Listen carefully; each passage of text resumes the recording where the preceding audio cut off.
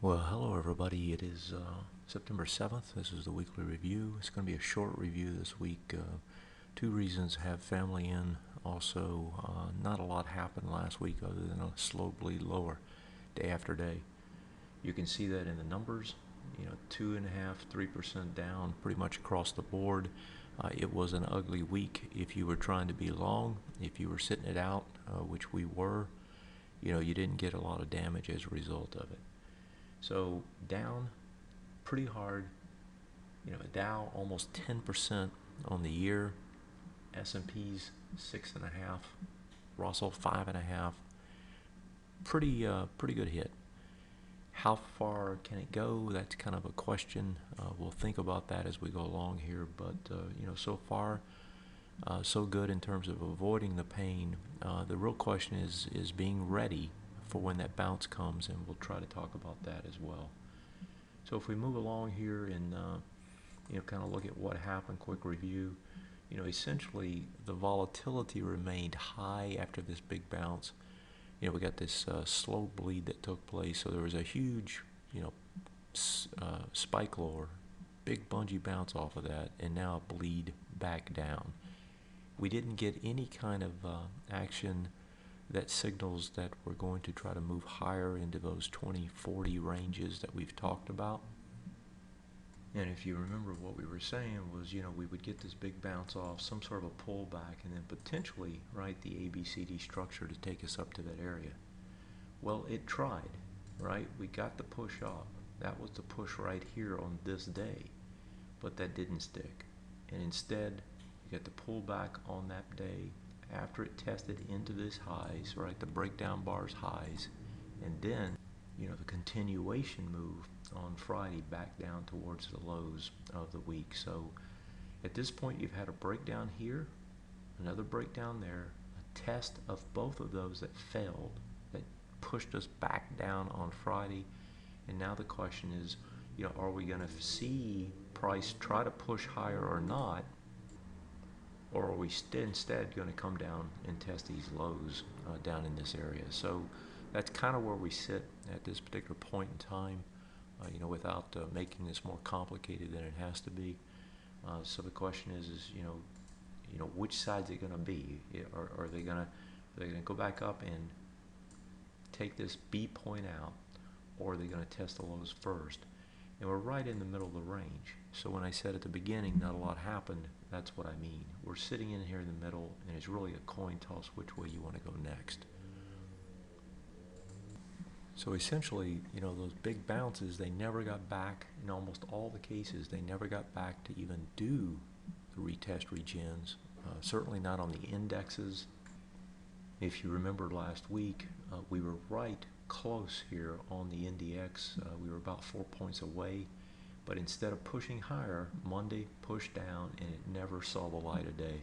So even using this stronger index, the weekly on the NDX itself, usually what you see after this kind of damage, right, where you get a break on multiple swing points, you broke this one, you broke that one, and in this case you didn't break these down here. You did on the S&P, you did on the Dow, you did on the Russell. But that kind of damage, multiple swing points, multiple time frames, typically results in 2 to 3 bars to the downside minimum. Well, this was bar 1. Last week was bar 2.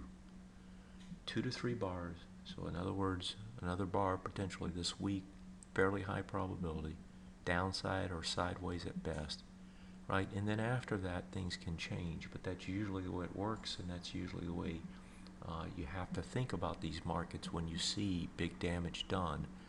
Big damage being multiple swing points, multiple time frames.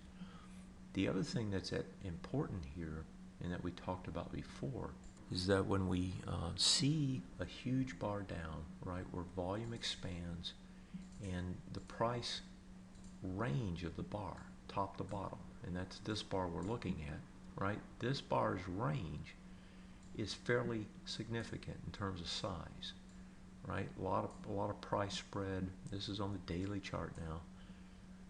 Typically, that's going to hold prices for some time to come. So in other words, they may get a little bit over it, which they have here. They may get a little bit under it, which they may still do. But typically this area is going to contain prices for a significant period of time. And if we look at a previous case, if we go back to the flash crash in 2010, and I've pulled it up here on profit charts so you could see it, here's that big wide price spread bar, right? Comes down, and again, if you draw in the ranges on this, and I'll just use squares so that we can see it, right? You can see a little bit of top side, a little bit on the bottom side, but mostly for a long period of time, here's six weeks afterwards, this continued to trade inside this big wide price spread range. Part of it is the shock of what took place.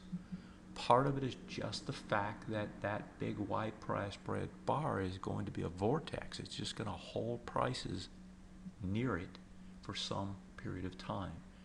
And so if you go back and you look at history at these kinds of situations, what you'll find is that most of the time price has a hard time anytime soon getting outside this price range. It just doesn't have the ability to do so. So if we come back to the current point and we look at this price spread, though it's not as dramatic, right? If we look on a weekly, it actually is, and the weekly probably is going to hold price for some period of time as well, maybe 6 to 7 weeks instead of, 6 to 7 months instead of 6 to 7 weeks. In other words, if we pulled up, let me pull up the weekly chart of the S&Ps, this big, if we take this whole range, from here down, that probably is going to hold price for some period of time unless, and this is the big if that we all deal with, unless this market really is going to break down, out of this and signal a major top was in place up here. But coming back to the daily chart, more than likely this is going to hold prices for some period of time. And though we may see it get over the top and we may see it get under the bottom, more than likely it's not going to vary that far from top or bottom, but instead trade inside of it for some period of time. The only other thing that we should think about is what do the world markets look to be doing, because a lot of our behavior is based on them. And for the most part, they are pretty negative in all quarters, whether you're looking in Asia or you're looking over in Europe. It's a pretty tough situation. Not all negative, but certainly not screaming positive anyway. If we look at last week and we look for the positives, there were no new lows made. That's a good thing. The NASDAQ index, they comparatively, they still look strong. That's a good thing when your tech is trying to lead you. The probability of breaking down, just like we were talking about immediately, it's just not that high yet. So if you wanted to be bullish and you wanted to look at this and say, okay, what's the most bullish scenario? Well, the most bullish scenario would be a test of these lows, would be a test of these lows here immediately. So in other words, you'd come down and you'd test into this area, right, and be unable, of course, to break it down. That would give the highest probability buys, with the least amount of risk, because you can put your stops up underneath it somewhere, right, or even average into it, unless it just, the bottom falls out, and have a good probability of this thing working back higher right inside this range. And so, that's a good thing, the fact that it's probably not going to break down just yet. And then finally, the European situation doesn't look that bad. I mean, if we look over at Europe and grab the European chart, we can start here with the DAX, and you can see the high of the low is 99.35, and you're not into it. You tried to test into it here, wasn't able to stick in it, and this pushback down now isn't getting into it either yet. Now France is a little bit different. France is actually, they pushed into it, couldn't stay into it, but on Friday they actually pushed into it and stayed into it. 4,500, that top is 45.96, and the close was 45.23. So a little bit weaker here, just into the top of it, but more like our NASDAQ than our S&P 500. If I think about the negatives, though, I mean, most of the world markets are really a mess. Some are extended, should bounce, like Hong Kong. Some have already bounced, should pull back now, Taipei. Sensex is now making new lows. I mean, if you just go around the world, it's not a pretty picture. And a lot of that, I believe, is tied to the fact that the dollar just simply won't back off. And with the Fed talk of rate rises, right, that continues to put pressure on all these markets around the world, especially the emerging markets. The inability to continue the bounce really underscored the technical damage. It was expected, but you never know if it's really going to play out that way, but it is playing out that way. And so that damage that was done, it really was real, right? And you have to respect it. If we think about the fundamentals, right, on the fundamental side, you've got economic data in the U.S. that continues to be reasonably well, certainly compared to the rest of the world. Now, that's also a negative in that it keeps rates higher, or tries to push them higher, which pushes the dollar higher, which we just talked about being a negative. And there really weren't any new negatives last week. It really was just technically driven price action. If we look at the fundamental negatives, this Fed hike, it certainly looks like it's on the table and going to come at some point here. That will likely be the next major catalyst. Whether it trades us up or down, a lot of that probably depends on how we come into that number. And that's a week and a half away. So I think that's the big catalyst coming, and it could be negative or positive, actually. And the other is, I think, going to be a negative, and that is the next devaluation that takes place in China. And we really don't have any way of knowing what that timing is for that event. But I suspect it is going to come at some point. I don't see how they avoid it. So last week when we looked at these markets and asked ourselves what was likely, right, these were the things that we were looking for: a bearish retest regen to push prices lower. Well, we actually never got the bearish retest. We fell short of it, but prices did push lower. Another thing that we were looking for was for the Tuesday-Wednesday area, the prior week, to act as support for this market on any kind of pullback. And so what we were looking for in this particular case is we were looking for this area right here to act as support on any kind of a pullback. And as you can see, we actually got under that Tuesday and again on Friday. And so I don't think that really supplied the support that we thought it might. And that was a negative as well. And then finally, if we look at the formation of that B point that we thought we would see, that has yet to happen too, as you can clearly see here from the charts, right? We still don't have a B point down here. We don't know where that B point is.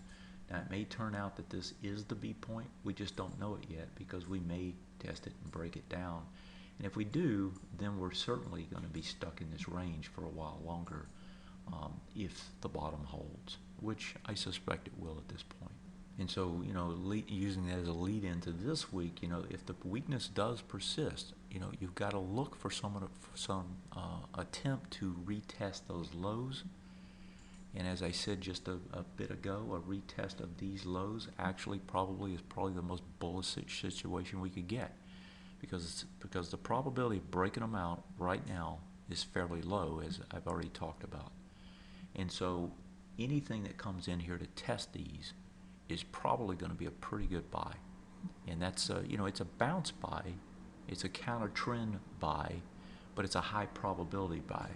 If we take the opposite side and look for strength to develop, so in other words, we come out of this area and maybe we do have a B point, or at least we work back up in front of the Fed to this area, right, then that would give us the potential, right, for the push on up here to test those swing point lows.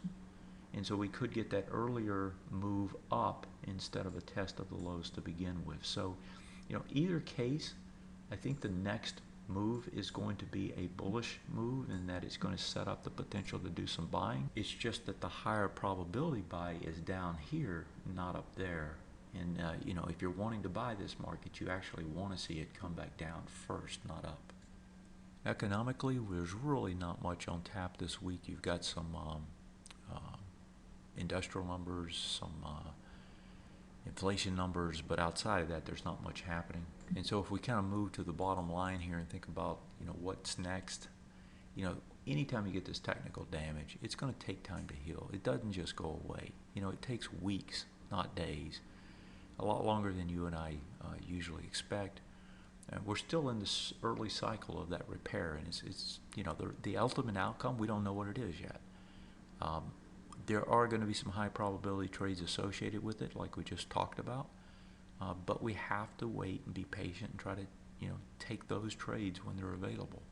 The inability to bounce last week, and with this probability of breaking down farther, is being low, right? That sets up a high probability trade back down into this area. So anything back down into here is a high probability trade that we should be very serious about trying to grab hold of. And why? Well, because one, it probably will test back into this area, most likely at a minimum, right, to the top of this bar. And then best case, you get over this B point, you come all the way back up here. So you could get a huge move off that by trading that sort of a scenario. And if you think about your risk, right, your risk is minimal. You don't have to take much risk if you buy into these bars test. Very low risk, fairly significant probability of a move higher and large gains potentially on that sort of a move. What we just don't know yet, though, is how we're going to set up into the Fed meeting. You know, in other words, is price going to be sitting, you know, at this level coming into the meeting, or is it going to be sitting up here somewhere? And where it's sitting probably is going to end up being the catalyst for a larger move. So in other words, let's just say we're sitting down here. There is the potential for a larger move to the downside because you're testing the lows already, and let's say the Fed hikes much more than we expect. You're probably going to get a pretty negative reaction out of that, and you could push this down and wipe some shorts out, some longs out before you get a decent bounce. Or if the Fed surprises, you could get a decent bounce out of that area. And the same thing up here, right? You could think of the scenarios to get you out of there. So if we set up at the top or we set up at the bottom, that's where the larger move can come from that Fed decision and whether they're going to actually hike rates or not. If we think about the portfolio, really nothing happening there. We didn't do anything. We took some profits on DGZ, but other than that, really nothing. Very lightly invested, and there's no reason to be heavily invested here until we get a scenario like we just talked about. And just like we did on the IWM, when we got that scenario where we had a high probability trade, you have to go in heavy, you have to go in fast, right? And you have to be willing to buy more. And then keep your risk at a rate, right, where you're not going to get terribly hurt if you're wrong because you already got prices depressed. And so, you know, one more time, if I show this chart, if we do move down into this area, right, to test it, you don't have to risk a lot compared to what you potentially can gain. And that's the place that you want to put a lot of money on the table and take your shot. You don't get those very often where you can get a large move with a high probability of success. And so that's it for this week. I don't really have much more to say. I don't have a strong opinion about this week. I suspect it's just going to be a lot of chop up and down. It's a shortened week, of course, because of the holiday today.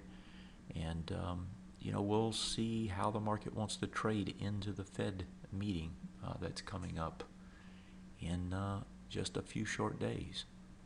Until then, I'll leave it at that. Thanks as always, and if there's anything I can do to help, just let me know. Take care.